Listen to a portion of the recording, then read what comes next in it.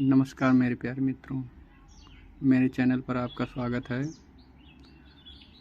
आज हम देखेंगे कि पाकिस्तानी लोग हमारे बारे में क्या सोचते और समझते हैं और हमारी ग्रोथ को देखकर उनको जलन सी होती है।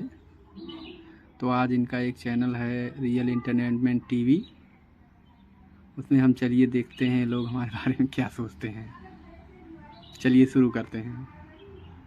सिम्टम्स ये नज़र आ रहे हैं क्योंकि ये 3-4 बड़ी ताकतें चाइना, रशिया, भारत जो है ये अफ़गानिस्तान के अंदर आप देख रहे हैं कि इसकी इन्वॉल्वमेंट जो है दिन ब दिन बढ़ती जा रही है। अब ये दाइश की जो इन्वॉल्वमेंट हुई है ये एक अलामत है कि इस खित्ते में बहुत बड़ी कोई तब्दीली आने वाली है, बहुत बड़ी तब्दीली। और ये अमेरिका और बड़ी ताकतें, खासकर मैं अमेरिका की बात करता हूँ, इन्होंने इन मुल्कों को इजीली इस खित्ते में नहीं आने देना। दाइश अगर कह देती है कि जी मैंने किया है तो फिर मेरे लिए तो ये शर्मिंदगी की बात है, क्योंकि दाइश कौन है? मुसलमान है। आईएस कौन सी मजहब से बिलोंग करती है? मतलब जो वो बताते हैं, मैं वैसे तो मैं कहता हूँ दहशतगर्द का कोई भी मजहब नहीं, लेकिन जो वो क्लेम करते हैं ना यार। टीटीपी किस कौन सा मजहब बताते हैं? इस्लाम मजहब है। अलकायदा कौन सा मजहब? सारे मुस्लिम। तालिबान कौन सा मजहब? क्या वजह है सर? फिर हम कहते हैं इस्लामोफोबिया, फिर हम कहते हैं जी ये वेस्ट ने साजिश कर दी, फिर हम कहते हैं जी यहूदी साजिश कर रहे हैं। हमारा इस्लाम बिल्कुल इन चीज़ों को डिस्करेज करता है जी। जंग के दौरान भी ये फरमाया कि आपने किसी को कत्ल नहीं करना, ठीक है? तो हमें तो तालीम ऐसी दी गई है कि हम लोग इन चीज़ों से नहीं, लेकिन जहाद का तो बताया गया, जहाद का बताया गया। जहाद वहाँ पे फर्ज होता है जहाँ पे आप अपने इस्लाम की हिफाजत कर सकें। हम इसलिए बात नहीं कर सकते कि 75 सालों से हमारे आका जो हैं वो कोई और है। हम आज़ाद नहीं है जी। कहाँ आज़ाद है? आज़ाद इस तरह होता है, आज़ाद इंडिया है। इंडिया को देखें, आज़ाद है, हर मामले में आज़ाद है। जब वो हर मामले में आज़ाद है तो फिर उनकी पॉलिसी भी अलग है, उनके स्टेटमेंट्स भी अलग हैं, उनके कारोबार भी, उनके बिजनेस भी, हर चीज़। वो डिपेंडेंट नहीं, हम डिपेंडेंट ना, लिहाजा हम हर काम से पहले पूछते हैं ये करना है, ये नहीं करना, ये स्टेटमेंट देनी है, ये नहीं देनी। ये एक फिर इंटरनेशनल कॉन्स्पिरेसी है जिसमें मैं ये ओपनली कहता हूँ कि अमेरिका है और बरतानिया भी हो सकता है इसमें। और ये फिर ईस्ट और वेस्ट के अंदर ये जो कहने दुश्मनी की जो एक नई लहर का आगाज हुआ है उसका भयानक रिजल्ट है। फिर इस खित्ते में अनबैलेंस होगा। फिर आप देखेंगे कि इस अनबैलेंस का नुकसान, मुझे तो सिर्फ अपने पाकिस्तान की फिक्र है, फिर पाकिस्तान को नुकसान होगा। फिर इन्होंने प्रॉक्सी वार लड़नी है, फिर वही डॉलर, फिर वही आना, फिर वही जाना। अमेरिका को तकलीफ हो रही है। और ये दोबारा मैं फिर कह रहा हूँ, वाशगाफ अल्फाज में कह रहा हूँ कि आप फिर अफगानिस्तान में ये गड़बड़ करनी है, क्योंकि अफगानिस्तान में तालिबान 2-2.5 साल का जो अरसा है उनको नज़र आ गया कि अगर हमने मज़ीद इनको स्टेबल होने दिया तो ये तो सारा चाइना ले जाएगा, रशिया ले जाएगा, इंडिया ले जाएगा, फिर हमारे पल्ले क्या रह जाएगा? हमारे पल्ले रह जाएगा पाकिस्तान। और पाकिस्तान, फिर पाकिस्तान की क्या ज़रूरत रह जाएगी? जी तो दोस्तों, मैं हूं सुहेब चौधरी और आप देख रहे हैं मेरा और आपका YouTube channel real entertainment TV. Russia Moscow में एक अटैक हुआ जिसमें तकरीबन 140 के करीब लोगों की जानें गई, 100 से ज्यादा लोग जख्मी हैं। और ये खबर इस टाइम वेस्टर्न मीडिया में चलती नजर आ रही है कि आईएस ने इसकी जिम्मेदारी ली। इसके बाद ये पॉलिटिकल शिफ्ट क्या होगा, पॉलिटिकल शिफ्ट जो होगा उसके ऊपर बात करने के लिए हाशिम नियाजी साहब हमारे साथ मौजूद हैं। अस्सलाम वालेकुम सर। वालेकुम अस्सलाम। कैसे हैं sir? I am fine, well, and what about you? I am also fine. Sir सबसे पहले तो ये बताइएगा कि ये जो वाकया है, अफसोसनाक वाकया है, इंसानियत के मतलब खिलाफ है, जाने गई हैं, इसके ऊपर क्या कहना चाहेंगे? और इसका कोई लिंक आपको नजर आ रहा है इस्लाम के साथ? मतलब ये कि आईएस एक इस्लामिक ऑर्गेनाइजेशन है और इसके अलावा अफगानिस्तान के साथ अपना ओपिनियन आप कमेंट सेक्शन में। सो बात ये है कि ये जो जियो पोलिटिकल सिनेरियो चेंज हो रहा है ना इंटरनेशनली, मैंने बहुत पहले भी आपको प्रोग्राम में कहा था, देखते रहिए लोग कि चाइना जिस तेजी से ऊपर आ रहा है भारत के बारे में, और भारत जिस तेजी से ऊपर जा रहा है। अब देख रहे हैं कि भारत की इन्वेस्टमेंट अफगानिस्तान में बहुत ज़्यादा हो रही है, चाइना की हो रही है, इवन कि अब रशिया भी इसमें इन्वॉल्व है।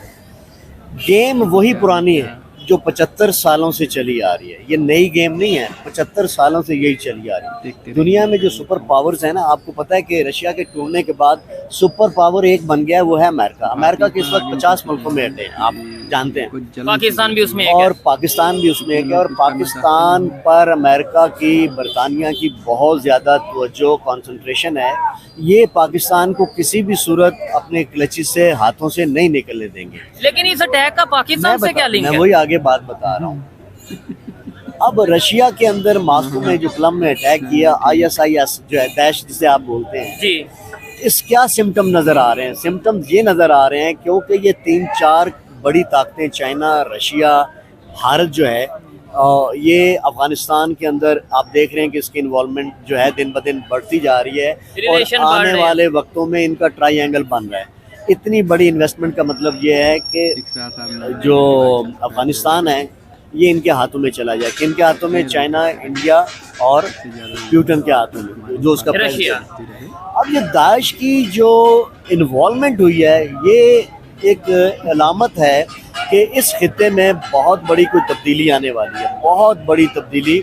और ये अमेरिका और बड़ी ताकतें, खासकर मैं अमेरिका की बात करता हूँ, इन्होंने इन मुल्कों को इजीली इस खित्ते में नहीं आने देना। किस खित्ते में? जिस खित्ते में वो समझ रहे हैं कि ये हम अफगानिस्तान में एंटर होके कंट्रोल करके वो जो बिग प्लान उनका है एशिया की तरफ जाने का या हॉट वाटर की तरफ जाने का, ये मुझे लगता है कि गेम ऐसी है जो दाइश के ज़रिए करवाई गई है। आपको पता है कि पिछले दिनों में, बल्कि मैं आपको एक और बात बताऊं कि कुछ इंटेलेक्चुअल हलकों में और व्लॉग में मैंने खुद देखा, ये आज से तकरीबन 25-26 दिन पहले की बात है उस व्लॉग में उस ये साहब बता रहे थे कि इस खित्ते में फिर एक बहुत बड़ी गेम चेंज होने के लिए जा रही है। और वो चेंज ये है, आप देखेंगे कि अमेरिका और पाकिस्तान ये मिलके या अफगानिस्तान में कोई इन्होंने प्रैक्टिस शुरू करनी है अटैक करने की या वहाँ पे जो भी रद्दोबदल लाने के लिए। तो मुझे ये लगता है कि ये बहुत बड़ी गेम है और पाकिस्तान भी उसका हिस्सा है, लेकिन क्योंकि पाकिस्तान एली है अमेरिका का। और ये इस वक्त इंटरनेशनली इस लेवल पे, जिस लेवल पे आप देखें 132 बंदे मर गए, कई जो हैं वो ज़ख्मी हो गए, वहाँ एक इमरजेंसी की जो है सूरत हाल नाफिज है। अब देखें कि ये पहला अटैक हुआ है दाइश की तरफ से, जो उन्होंने ऑन भी कर लिया कि yes we have done this. अब इसके जो कॉन्सिक्वेंसेस आते हैं, इसके जो काउंटर आता है, आप देखेंगे कि इंडिया और चाइना और रशिया, खासकर रशिया ने इसका एग्रेसिवली आंसर देना है। और ये ISIS का जो ग्रुप है वो के ग्रुप है, यानी कि अफगानिस्तान वाली साइड का जो ग्रुप है, ये खबरों के मुताबिक बताया जा रहा है। इसका मतलब वाकई में लिंक करता है। सर ने बोला कि इंटेलेक्चुअल्स में बात हो रही थी, मैंने खुद एक आर्टिकल पढ़ा था तकरीबन आज से 2 हफ्ते राउंड अबाउट 2 हफ्ते पहले, जिसमें ये बताया जा रहा था कि अमेरिका ने ऑलरेडी वार्न कर दिया रशिया को कि आपके जो मॉस्को सिटी है वहाँ पे कोई ऐसी एक्टिविटी हो सकती है। तो इसका मतलब ये प्लान पहले से बनाया जा रहा था और ये बड़ा एक हैरत वाली बात है। सर मुझे ये बताइए, ये तो एक साइड पे हो गई बात, अब बात आते हैं मेन मुद्दे पे, जो मेरा एक कंसेप्ट क्लियर मैं चाहता हूँ हो। इस्लामिक अगर हम ऑर्गेनाइजेशंस की बात करें, ISIS कौन सी मजहब से बिलोंग करती है? मतलब जो वो बताते हैं, मैं वैसे तो मैं कहता हूँ दहशतगर्द का कोई भी मजहब नहीं, लेकिन जो वो क्लेम करते हैं ना यार, इसके पीछे क्या है? नहीं, TTP किस कौन सा मजहब बताते हैं? इस्लाम मजहब है। अलकायदा कौन सा मजहब? सारे मुस्लिम। तालिबान कौन सा मजहब? क्या वजह है सर? फिर हम कहते हैं इस्लामोफोबिया, फिर हम कहते हैं जी ये वेस्ट ने साजिश कर दी, फिर हम कहते हैं जी यहूदी साजिश कर रहे हैं। उनकी कोई ऐसी ऑर्गेनाइजेशन मुझे बताएं ना, मुझे भी पता चले। कोई हिंदुओं की ऑर्गेनाइजेशन बताएं कि भाई ये देखें ये इंटरनेशनल टेररिस्ट है, हिंदुओं की ऑर्गेनाइजेशन है। देखें, मैंने पहले भी कहा कि 75 सालों से कुछ बड़ी ताकतों ने कुछ कमज़ोर मुल्कों पे, खासकर मुसलमान मुल्कों कब्जा कर रखा है। ठीक है, आपको पता है कि ये खुद क्रिएट करते हैं, ये जितनी जमातें खुद क्रिएट करती हैं। पूरा जहाद जो अफगानिस्तान में खेला गया, वो बहुत जो फेमस थे उसामा बिन लादेन, वो कहाँ से थे? वो अरब स्टेट से जितने मुजाहिदीन थे सारे तैयार करके यहाँ लड़ाया गया। यानी ये वो ताकतें हैं कि जो अपनी मर्जी से एक प्लानिंग करते हैं, बयानियाँ बनाते हैं और उस बयानियाँ पे इकट्ठा करते हैं और इकट्ठा करने के बाद वो अपने जो रिजल्ट्स हैं वो हासिल कर लेते हैं। ठीक है, अब भी देख लें कि इस वक्त दुनिया की और कोई दहशतगर्द तंजीम ये क्लेम नहीं कर रही। और किसने आके क्लेम किया? ISI Daesh. अब मेरा मकसद है, उधर से अफगानिस्तान वाले TTP वाले हमें मतलब थ्रेट कर रहे हैं, ये उनके ऊपर जाके एयर स्ट्राइक्स कर रहे हैं और इसके बाद ये वो चंगारी है जो मजीद भड़केगी और इस भड़कने का जो नुकसान है वो मुसलमानों को होना है, पाकिस्तान को होना है और ख़ासकर मुसलमानों का इमेज होगा कि यानी 9/11 के बाद फिर वो बयानियाँ जो उन्होंने उस वक्त बनाया था अफगानिस्तान पर आने के लिए, अब फिर वो बयानियाँ बना रहे हैं इस मुल्क की स्ट्रेटजी चेंज करने के लिए। खासकर मैं फिर बात कर रहा हूँ कि ये अफगानिस्तान में ऐसा क्यों होता है। ये पहले जो ज़ियाउल हक के दौर में जो मुजाहिदीन का सिलसिला वो अफगानिस्तान में क्यों हुआ, फिर उसके बाद 9/11 अफगानिस्तान में क्यों हुआ, और 26/11 ये जो इंडिया में हुआ जी, और अब फिर अफगानिस्तान का क्यों इशू सामने आ रहा है? इसका मतलब ये है कि बड़ी ताकतों को पता है कि अफगानिस्तान ही वो गेम चेंजर एरिया है जहाँ पे अगर कोई हुकूमत मुस्तहकम हो गई, ताकत पकड़ गई, तो फिर ये हमारा वहाँ रोल रह नहीं जाता। और आप फिर देखेंगे कि ये एक फिर इंटरनेशनल कॉन्स्पिरेसी है, जिसमें मैं ये ओपनली कहता हूँ कि अमेरिका है और बरतानिया भी हो सकता है इसमें, और ये फिर ईस्ट और वेस्ट के अंदर ये जो एक जो कहने दुश्मनी की जो एक नई लहर का आगाज हुआ है, उसका भयानक रिजल्ट है। फिर इस खित्ते में अनबैलेंस होगा। फिर आप देखेंगे कि इस अनबैलेंस का नुकसान, मुझे तो सिर्फ अपने पाकिस्तान की फिक्र है, फिर पाकिस्तान को नुकसान होगा। फिर इन्होंने प्रॉक्सी वार लड़नी है, फिर वही डॉलर, फिर वही आना, फिर वही जाना, और इसके बाद अब वो सूरत हाल नहीं है। अब वो जो अफगानिस्तान का, वो जो मुजाहिदीन का, वो जो सारा अब बदनामी सारी की सारी, इट्स द थर्ड टाइम। फिर किसके माथे लग जानी है? मुसलमानों के। फिर पूरी दुनिया में कौन बदनाम होगा? मुसलमान बदनाम होंगे। ठीक हो गया। ये मुसलमान या जो फिर हम कहते हैं इस्लामोफोबिया की बात की जाती है। इस्लामोफोबिया की जो बुनियाद है वो बनाता कौन है? किनके हाथों में ये मुसलमान खेलते हैं? कौन इनको खिलाता है? कौन इनको मैनिपुलेट करता है? कौन ये कॉज ऑफ एक्शन बनाता है और फिर ये यूज हो जाते हैं? और फिर बड़ी बात, ये यूज क्यों होते हैं? लेट्स सपोज आप मुसलमान हैं, आपको कोई कहे कि आपने ये काम करना है, तो आप अगर बिकते हैं, इसका मतलब है आपका कसूर है। आप कहें नहीं भाई मैं मुसलमान हूँ, मैं ऐसा नहीं करूंगा। तो यार मुसलमान का मतलब पता क्या है? वो इंसान जो मुसलमान यकीन रखता है अल्लाह ताला पे, ये तो यकीन ही नहीं रखते, ये तो अपनी गेम्स में लगे हुए हैं। कभी हो सकता है कि यार इसराइल जिसकी कितनी आबादी होगी, 1 करोड़ 2 करोड़ होगी, और वो किस तरह फलस्तीन पे जुल्म कर रहे हैं? है कोई मुसलमानों के अंदर कोई इक्वालिटी है, या किसी एक बात पे ये इकट्ठे हैं कि यार हम मुसलमान हो गए? देखिए जिधर गलत होता है, जिधर गलत होता है उधर मैं ये कहना चाहूंगा, इंडिया ने बकायदा तौर पे गजा में हेल्प भेजी थी, खाने पीने की शया, मेडिसिन की शया। तो देखिए वो लोग खड़े हो सकते हैं, और हम यहाँ पे खड़े होकर क्या कहते हैं जी फलस्तीन के हक में नारे लगा दें, या हम सजदा कर लें, या दुआएं कर लें, यानी प्रैक्टिकली कुछ नहीं करना। दुआओं से मसले हल नहीं होते, या ज्यादा ज्यादा मैकडोनल्ड बायकॉट कर दो। यार ये क्या हाल हुआ? 1.5 अरब की मुसलमानों की आबादी है, Pakistan one of the best country है, आर्मी है, एटम है, और उसके बाद गल्फ का देख ले। नहीं ठीक। ये सारे के सारे क्यों नहीं यूनाइट होते? क्योंकि इनको यूनाइट किया नहीं गया, इनको सेपरेट किया गया, इनको तोड़ दिया गया, इनके हिस्से बखरे कर दिए गए। लिहाजा ये कभी भी एक पॉइंट पे इकट्ठे नहीं हो सकते, क्योंकि ये डिपेंडेंट है। अमेरिका ने इनको सबको अपने हाथों में ले ठीक है। कोई कहीं पे किसी ग्रुप का हिस्सा, कोई किसी ग्रुप का हिस्सा है, ठीक है। गजा की अगर बात करें, फलस्तीन की बात करें, वो एक अलग टॉपिक किसी दिन, हम वैसे तो ऑलरेडी 5 6 7 वीडियोस उसके ऊपर कर चुके हैं, लेकिन एक प्रॉपर टॉपिक करेंगे, और उसमें ये भी चीज देखिए, दोनों साइड को हमने डिस्कस करना है। ये भी चीज डिस्कस करेंगे कि हमास ने पहले अटैक किया या पहले इसराइल ने अटैक की, ये भी चीजें हमें बात करने बनती हैं। अच्छा सर बताइएगा, इसमें इंडिया की तरफ से जो रशिया में वाकया हुआ, अफसोसनाक मॉस्को में वाकया हुआ, इंडियन प्राइम मिनिस्टर ने बाकायदा तौर पे अपने यूट्यूब चैनल पे और अपने मतलब जहाँ पे भी सोशल मीडिया हैंडल्स पे उन्होंने प्रॉपर ये लिखा है, बोला है कि भाई उन्होंने बोला कि हम साथ खड़े हैं रशिया के। हमने क्या स्टेटमेंट दी? हमने तो अभी हमारी उस तरीके से कोई स्टेटमेंट नहीं सामने आई।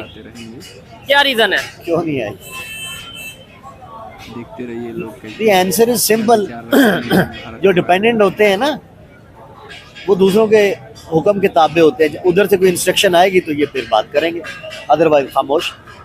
यही हमारी स्ट्रेटेजी है, यही हमारी पॉलिसी है। अच्छा, हमने अपनी स्ट्रेटेजी देखी, इंडिया की स्ट्रेटेजी देखें, रशिया के साथ कैसे रिलेशन है, फिर यूएस के साथ कैसे रिलेशन है, और फिर जहाँ पे उन्हें नजर आता है कि ये कंट्री, चाहे वो यूएस हो, चाहे वो जर्मनी हो, चाहे कोई भी कंट्री हो, जिधर उन्हें नजर आता है कि ये इंडिया के इंटरनल मैटर्स पे बात कर रहे हैं, या इंडिया को मतलब ये है कि डिफेम करना चाह रहे हैं, वो ओपनली उधर जवाब देते हैं। अभी उधर जर्मनी के हवाले से बात कर रहे हैं।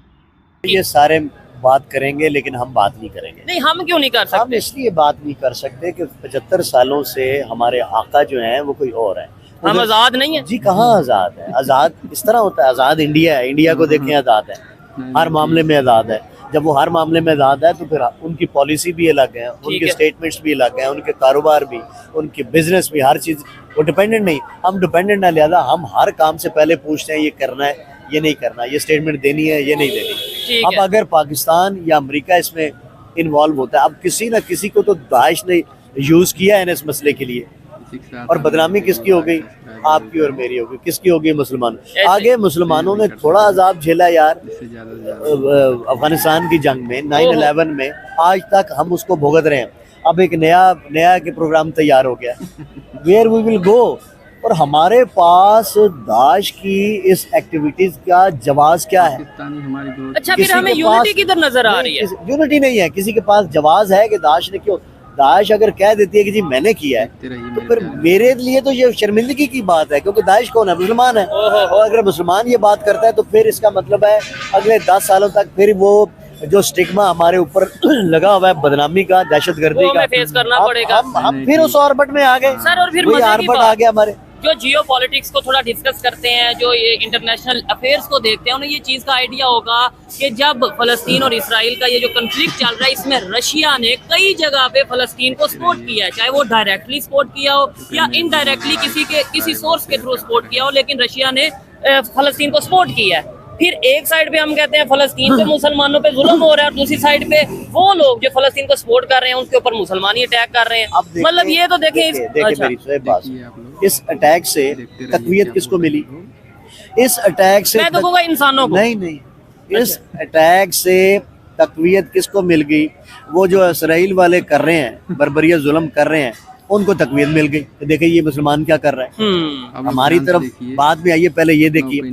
और अगर ये सिलसिला आगे बढ़ता है, और जो मुझे लगता है कि बढ़ना है आगे, मजीद होने हैं अटैक्स, आप देखेंगे मुख्तलिफ जगहों पे फिर ये दहशतगर्दी होगी। हमारी तवज्जो गजा, फलस्तीन, इसराइल से हटा के इस तरफ सारी दुनिया। अब देखें इस वाक़े की कितनी रिपोर्टिंग होनी है, कितनी कवरेज मीडिया पे मिलनी है, दिन रात इसकी कवरेज होनी है, इसके ऊपर एनालिसिस होने हैं, इसके ऊपर तबसरे होने हैं।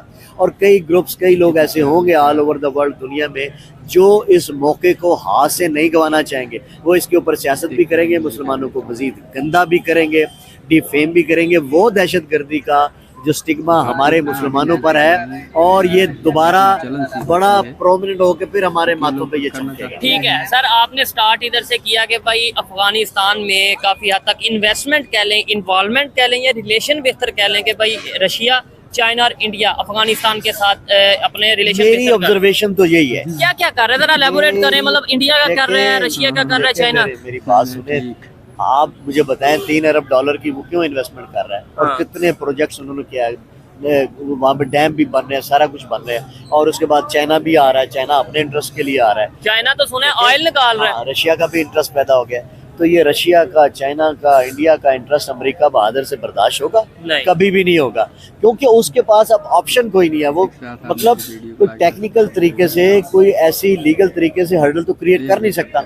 उसके पास सिर्फ ये एक आखिरी रास्ता रह जाता है, और ये वो रास्ता है जो ये 75 सालों से हमेशा ये बड़ी ताकतें, खासकर अमेरिका करते हैं, अटैक कर देते हैं, बीच में से कोई बगावत पैदा कर देते हैं, बीच के अंदर से एस्टेब्लिशमेंट जो है उनकी काम कर जाती है, और सारा वो निज़ाम जो किसी शक्ल, जिसकी कोई शक्ल बनने लगती है, वो सारा धड़ाम से नीचे आए। ये बिल्कुल एग्जैक्ट वही है सर। इंटरनेशनल लेवल पे पावर चेंज आपको होती नजर आ रही है, या बैलेंस ऑफ पावर ही होता नजर आ रहा है? मेरी बात सुने, ये 75 साल पहले की बात अब नहीं है। अब दुनिया का सिनेरियो पॉलिटिकल और ज्योग्राफिकल चेंज हो गया है।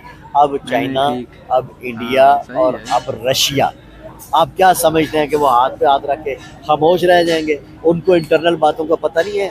उनके इंटेलेक्चुअल या उनके जो एस्टेब्लिशमेंट है, या उनकी जो बड़ी मतलब थिंक टैंकर है या एजेंसीज हैं, उनको नहीं पता कि ये कहाँ से हो रहा है और इसके पीछे वजह क्या है, करवाने वाले कौन है? देखें, सब पता चल सकता है। मैं और आप दुश्मन हो तो दुश्मन को एक दूसरे के दुश्मन की खामियों खूबियों का पता होता है। और ऐसी गेम जो गुज़िश्ता 75 सालों से चल रही है, मैं ये कैसे सोच लूं कि रशिया को नहीं पता होगा कि पीछे करवाया किसने है? जाहिर है, आपने जब तक एविडेंस नहीं होगी आप बोलेंगे बोल नहीं सकते। इंटरनेशनल उस लेवल पे आप एलिगेशन नहीं लगा, लेकिन इंटरनली रशिया को भी पता है पीछे कौन है, दाइश कौन है, दाइश के पीछे कौन है, सिनेरियो क्या है, अफगानिस्तान का इस वक्त इनका इंटरेस्ट क्या है, और इसके पीछे कौन है, ये सारा उनको पता है। अब देखना ये है कि वो डिफेंसिव पोजीशन में जाके, अब जो आप देखेंगे ये पूरा हफ्ता, पूरा महीना जो स्टेटमेंट्स आती हैं, वो क्या काउंटर करते हैं, खामोश हो जाते हैं, खामोशी से इसका हल निकालते हैं, और या फिर अग्रेसिव स्टेटमेंट देते हैं। और आप देखिएगा कि इसका डायरेक्ट असर जो है वो अफगानिस्तान पे आएगा, आप देखिए। ठीक है। अच्छा, फिर ये जो अफगानिस्तान और पाकिस्तान का कन्फ्लिक्ट चल रहा है, क्या ये भी इसी गेम का हिस्सा है? इसी गेम का हिस्सा है, 100% इसी गेम का हिस्सा है। तो इसका मतलब पाकिस्तान एक मोहरा है। और यार ये 75 सालों से मोरा है। मैं आपको बता तो रहा हूँ कि क्या मोरा है। आपको ज़ियाउल हक का जो दौर है वो भी मोरा था, 9/11 मुशर्रफ वो भी मोरा था, और उसके बाद जो अब जो सूरत हाल हो रही है ये सारे मोरे हैं। और मोरे का क्या काम होता है, यहाँ से उठाया और जहाँ देखा कि यार यहाँ ये चाल जो मैं चलने लगा इसका क्या रिजल्ट आएगा, और उसके बाद उसने वो मोरा चल देना है। मोरे नहीं चलना है उसने, तो अमेरिका बहादुर अपनी फौजें तो नहीं भेजेगा ना। अब भी आपको पता है कि रशिया के अंदर अमेरिकन फौजी दोबारा आ रहे, बल्कि वो कौन सी बटग्राम बेस जो है वहाँ पे उनकी फौजें हैं ना। अच्छा ऐसा ही है, वो बैठी हुई है वो।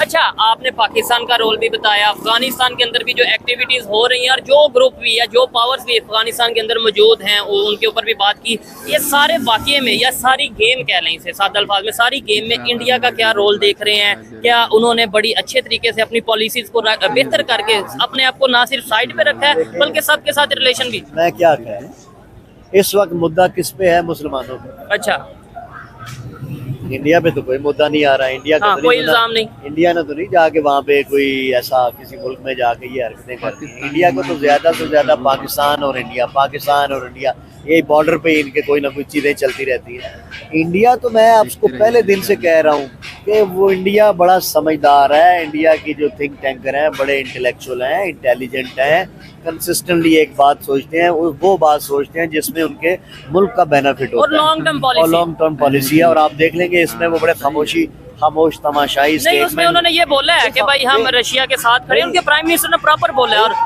क्यों रशिया के साथ खड़े हैं? कि इनका इंटरेस्ट है, इंडिया का भी इंटरेस्ट है, रशिया का भी इंटरेस्ट है, चाइना का। अब चाइना भी कोई ना कोई स्ट्रेटजी तो अडॉप्ट करेगा। देखिए मैं बार बार कह रहा हूँ कि अमेरिका को ये बात बर्दाश्त नहीं हो रही कि आने वाले वक्तों में एक ट्रायंगल बन के इंडिया का रशिया और चाइना का एक ट्रायंगल बन के ये पूरा इलाका सारे का सारा मुझसे छीन के ले जाए। ठीक है, ये अमेरिका ने, और सुपर पावर भी इनमें से कोई बन सकता है, और डेफिनेटली बन सकता है यार, बनना ही बनना है। लेकिन वो दूसरे जो हैं जंगों की तरफ कम जाते हैं, इंडिया भी जंग की तरफ कम जाता है, रशिया भी अभी देखे ना वो उसका तो यूक्रेन के साथ मसला चल रहा है, और चाइना बिल्कुल खामोश है। चाइना ने तो इतनी बड़ी इतने सालों से कोई ना एटॉमिक वॉर लड़ी है ना। हाँ, ये मतलब अगर भारत के साथ बॉर्डर पे कुछ होता है वो हल्का फुल्का, इवन उन्होंने तो अपना साइन कर रखा है, उन्होंने मुआहदा कर रखा है कि भाई वेपन का तो इस्तेमाल नहीं होगा, इस तरह की लड़ाई होगी वो इस तरफ नहीं जाएंगे। सबसे ज्यादा तकलीफ फिर कह रहा हूँ अमेरिका को है। अमेरिका ने फिर गेम खेलनी है और ये फिर रशिया अफगानिस्तान के अंदर फिर गड़बड़ होनी है। ठीक है, अच्छा देखने वाले जरूर बताइएगा जो सर जिस ट्रायंगल की बात कर रहे हैं, रशिया, चाइना और इंडिया, ये आने वाले टाइम में इन तीन कंट्रीज में से कोई कंट्री सुपर पावर बन सकता है। चाइना तो सबके सामने है कि दुनिया की दूसरी बड़ी इकोनॉमी का मतलब वो कहते हैं, और फिर साथ ही साथ अगर इंडिया की बात करें, दुनिया की सबसे तेजी से बढ़ती हुई इकोनॉमी, उभरती हुई इकोनॉमी है, और रशिया सबके सामने है। मतलब जिस तरीके से नो डाउट रशिया इस कॉन्फ्लिक्ट का शिकार है यूक्रेन को लेके, और इस तरीके अब मुझे एक बात बताओ कि यूक्रेन के लिए कितनी सपोर्ट अमेरिका ने की? बहुत, ये तो खुलेआम की, और खुफिया तौर पे असला भी भेजा जी, सारा कुछ कर रहा है। किसको डिस्टर्ब कर रहा है? रशिया को डिस्टर्ब करना चाह रहा है। देखो रशिया को डिस्टर्ब करना चाह रहा है, लेकिन रशिया और इंडिया के रिलेशन बड़े बेहतरीन वो नहीं हो सकते ना यार। रशिया और बेसिकली इंडिया का कॉन्फ्लिक्ट क्या है? कोई बीच में अफगानिस्तान आ जाता है। हाँ। या कोई ऐसी कंट्री आ जाती है जिसमें इंडिया का भी इंटरेस्ट हो और बाकी दूसरे मुल्कों का। वो तो कुछ है ही नहीं, बॉर्डर पे कुछ ऐसा चक्कर ही नहीं है। बड़ी दोस्ती है उनकी, दोस्ती है, इकोनॉमिकल पॉइंट ऑफ व्यू से एक दूसरे के साथ इत्तेहादी है, एक दूसरे के बेनिफिशियरी हैं, बेनिफिट दे भी रहे हैं, बेनिफिट ले भी रहे हैं। अमेरिका अगेन सेड अमेरिका को तकलीफ हो रही है, और ये दोबारा मैं फिर कह रहा हूँ, वाशगाफ अल्फाज में कह रहा हूँ कि आप फिर अफगानिस्तान में ये गड़बड़ करनी है, क्योंकि अफगानिस्तान में तालिबान 2-2.5 साल का जो अरसा है, उनको नज़र आ गया कि अगर हमने मज़ीद इनको स्टेबल होने दिया तो ये तो सारा चाइना ले जाएगा, रशिया ले जाएगा, इंडिया ले जाएगा, फिर हमारे पल्ले क्या रह जाएगा? हमारे पल्ले रह जाएगा पाकिस्तान। और पाकिस्तान फिर पाकिस्तान की क्या जरूरत रह जाएगी अगर ये अफगानिस्तान स्टेबल हो गया? क्योंकि अफगानिस्तान के साथ तो हमारे ताल्लुकात दिन ब दिन खराब होते जा रहे हैं। अब कौन सी ऐसी पॉलिसी पाकिस्तान अडॉप्ट करे कि वो उनके साथ ताल्लुकात, बल्कि आप देख रहे हैं कि पाकिस्तान के ताल्लुकात अफगानिस्तान के साथ दिन ब दिन वर्स्ट होते जा रहे हैं। ऐसे ही है, और ये उसी बात का रिएक्शन आ रहा है अमेरिका के कहने पे। अमेरिका ने इन्वॉल्वमेंट कर दी है, अभी आप मजीद देखेंगे और दहशतगर्दी होगी। लेकिन मुझे अफसोस इस बात का है कि बदनाम कौन होगा? मुसलमान होंगे, और ये चीजें होंगी, और इसमें कहीं ना कहीं जिम्मेदार भी जो है वो सबके सामने है कि जो बिकते हैं या जो अपने ही मजहब के खिलाफ जो भी काम होता है, ये सब चीजें सामने हैं। आइए, ये तो सर की ओपिनियन ली, यहाँ पे जो पब्लिक ओपिनियन है वो भी आपके तक रखते हैं। बहुत शुक्रिया सर, अच्छा लगा आपसे बात करके। बहुत शुक्रिया। अस्सलाम वालेकुम। जी वालेकुम अस्सलाम। आपका नाम? ज़ियाउर रहमान। और आपका नाम? नदीम अहमद। क्या करते हैं सर? प्रॉपर्टी का काम। प्रॉपर्टी का। आप भी प्रॉपर्टी का काम? नहीं, मैं सेल्स का काम। सेल्स का काम। अच्छा, जिस टॉपिक पे वीडियो रिकॉर्ड कर रहे हैं कि अफसोसनाक वाकया हुआ है रशिया मॉस्को में। ISIS एक इस्लामिक ऑर्गेनाइजेशन है, टेररिस्ट ऑर्गेनाइजेशन है, जिसने अटैक किया है। तकरीबन 150 या 130 से ज्यादा लोगों की जानें जा चुकी हैं। क्या कहना चाहेंगे? इस तरह के वाकयात ज्यादातर इस्लामिक ऑर्गेनाइजेशन की तरफ से देखने को मिलते हैं और फिर बाद में हम ये कह देते हैं जी इस्लामोफोबिया और ये चीजें। देखिए, फर्स्ट ऑफ ऑल ये है कि बीइंग अ मुस्लिम हम लोग, हमारे अंदर यूनिटी नहीं है। अच्छा, हम लोग बिखरे हुए हैं, अलग अलग हुए हुए हैं। ठीक है। जबकि आप बाकी जितने भी आप मजहब ले लें, रिलीजियस ले लें, उसमें उनके अंदर यूनिटी है। अच्छा, और ये सबसे बड़ा वीक पॉइंट है जिसका लोग फ़ायदा उठाते हैं। ठीक है। जिसमें इस्लामोफोबिया को जो है वो बहुत ज़्यादा प्रमोट किया जाता है। मैं समझता हूँ कि सबसे पहले हमें एक यूनिटी होनी चाहिए हम सब में। बीइंग अ मुस्लिम जो है वो आज देखें, आजकल आपका जो है वो ये जो है फ़लस्तीन में बहुत ज़्यादा इस वक्त जो है वो मुजालम डाले जा रहे हैं। अच्छा, यही बात है ना कि हम यहाँ पे एक साइड पे ये चीखते हैं कि फ़लस्तीन में जुल्म हो रहा है, फ़लस्तीन पे जुल्म हो रहा है। रशिया तो वो कंट्री है जो डायरेक्टली या इनडायरेक्टली फ़लस्तीन के साथ खड़ा रहा है। गजा के मामले में काफ़ी जगह पे उन्होंने सपोर्ट किया है। तो अगर उन्हीं को फिर हम अटैक कर रहे हैं, ये ना तो इंसानियत रह जाती है, ना ही मजहब कहीं पे रह जाता है, कोई चीज़ नहीं रह जाती है। रह जाते हैं सिर्फ पैसे के। पैसे दो, चाहे रशिया के अगेंस्ट कुछ करवा लो, चाहे वो आप किसी के भी अगेंस्ट करवा लो। मिल रही है ना साथ खड़े होने की, अच्छा, उसको भी सजा मिल रही है। रशिया को ये सजा मिली है। लेकिन वो जिस ऑर्गेनाइजेशन की खबरें आ रही हैं कि जिसने ये किया वो तो इस्लामिक ऑर्गेनाइजेशन है। ये बातें हैं सर। अच्छा, सारी बातें जितनी बातें करने कर ठीक है। आप क्या कहना चाहेंगे? क्या आपको लगता है कि देखिए, मैं समझता हूँ कि ये तो एक किसी ऑर्गेनाइजेशन ने इसको एक्सेप्ट किया कि हमने किया, लेकिन क्या देखना ये ज़रूरी है कि क्या वो इस्लामिक ऑर्गेनाइजेशन है भी है कि नहीं है। हमारे बहुत सारे ऐसे ऑर्गेनाइजेशंस हैं या ऐसे इस्लाम मुखालिफ लोग हैं जो कि इस्लामी फोबिया का लबादा ओढ़ते हैं और हमारे मज़हब को यूज़ करते हैं। ठीक है। उसके बाद वो इस तरह के अटैक करके मुसलमानों को, इस्लाम को बदनाम करने की कोशिश। ठीक है, नहीं क्या रीज़न है? मतलब इसके पीछे भी तो कोई लॉजिक हो सकती है ना, किसी और मजहब का लबादा। जैसे तालिबान है, वो भी इस्लामिक ऑर्गेनाइजेशन। इसके अलावा TTP की बात करें, वो भी इस्लामिक ऑर्गेनाइजेशन। या ISIS, दाइश और ये भी सारी इस्लामिक ऑर्गेनाइजेशन। और भी बहुत सी ऐसी ऑर्गेनाइजेशन हैं। क्या रीज़न है? कोई दूसरे मजहब की इस तरीके से हमें क्यों नहीं देखने को मिलती? देखिए, हमारा इस्लाम बिल्कुल इन चीज़ों को डिस्करेज करता है। जी। जंग के दौरान भी ये फरमाया कि आपने किसी को कत्ल नहीं करना। ठीक है। तो हमें तो तालीम ऐसी दी गई है कि हम लोग इन चीज़ों से नहीं, लेकिन जिहाद का तो बताया गया। जहाद का बताया गया। जहाद वहाँ पे फ़र्ज होता है जहाँ पे आप अपने इस्लाम की हिफाजत कर सकें। ठीक है, लेकिन जबकि हमें ये भी नहीं शायद पता कि जिहाद में सबसे, अगर जिहाद की तरफ भी जाए तो उसमें सबसे अफसल वो है कि आप सबसे पहले खुद को ठीक करो। जिहाद भी नफ्स, यानी कि अपने नफ्स को, अपने आप को ठीक करो। अच्छा, ये बताइएगा, चलो ठीक हो गया, ये थोड़ा हमने बात की अटैक की, लेकिन जो इस टाइम पे दूसरी कंट्रीज हैं, अगर इंडिया की बात करें, वो चाहे जहाँ पे भी अपने रिलेशन नजर आ, उन्हें अपने वो रिलेशन सबके साथ बेहतर किए हुए हैं। पाकिस्तान की बात करें, पाकिस्तान उस तरीके से रिलेशन बेहतर करते नहीं नजर आता। रशिया में ये वाकया हुआ है, उनके प्राइम मिनिस्टर ने प्रॉपर अपने यूट्यूब पे अपने ट्वीट किया कि भाई मतलब मुझे बहुत अफसोस हुआ है और हम रशिया के साथ खड़े हैं। क्या कहना चाहेंगे आप? देखें, इंडिया रशिया के भी साथ खड़ा है और आप कह रहे हैं कि उन्हें तो सजा मिली है।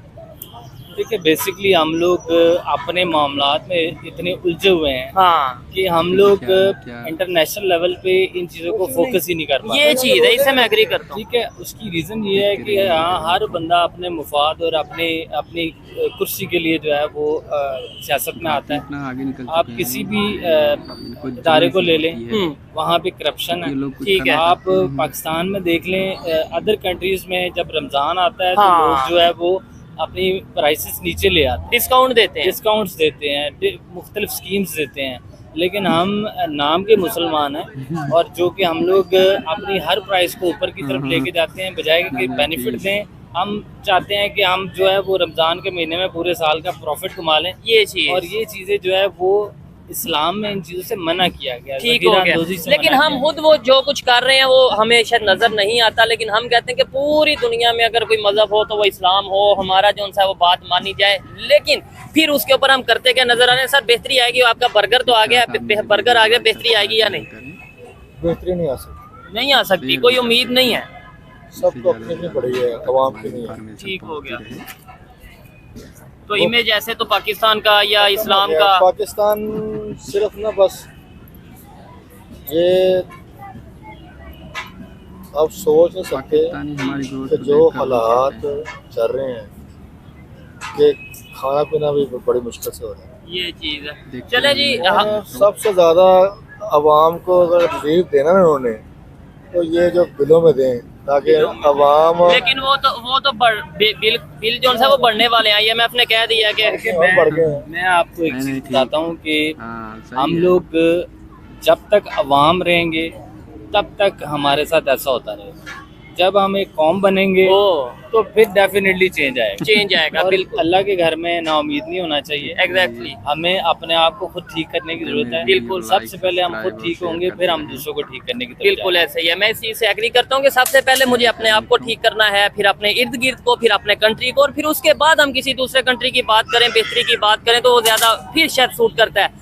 अगर यहाँ पे इस चीजें अगर हम देखें 9/11, 26/11, फिर उसके अलावा और बहुत से ऐसे वाकयात हैं जो कहीं ना कहीं लिंक करते हैं इस्लामिक ऑर्गेनाइजेशन के साथ, उससे बहुत से सवालात उठते हैं कि आखिर क्या वजह है कि बहुत सी ऑर्गेनाइजेशंस जिनका ताल्लुक इस्लाम से है, मजहब जिनका इस्लाम है, उसकी क्या रीजन है कि पूरी दुनिया में फिर इस्लामोफोबिया की बात भी होती है। ये मेरी पर्सनल ओपिनियन थी, आप इसे एग्री और डिसएग्री कर सकते हैं। वीडियो कैसी लगी है, भाई की बातें कैसी लगी, कमेंट में जरूर बताइएगा। मिलते हैं नेक्स्ट वीडियो में, तब तक के लिए पीस आउट, अल्लाह हाफिज।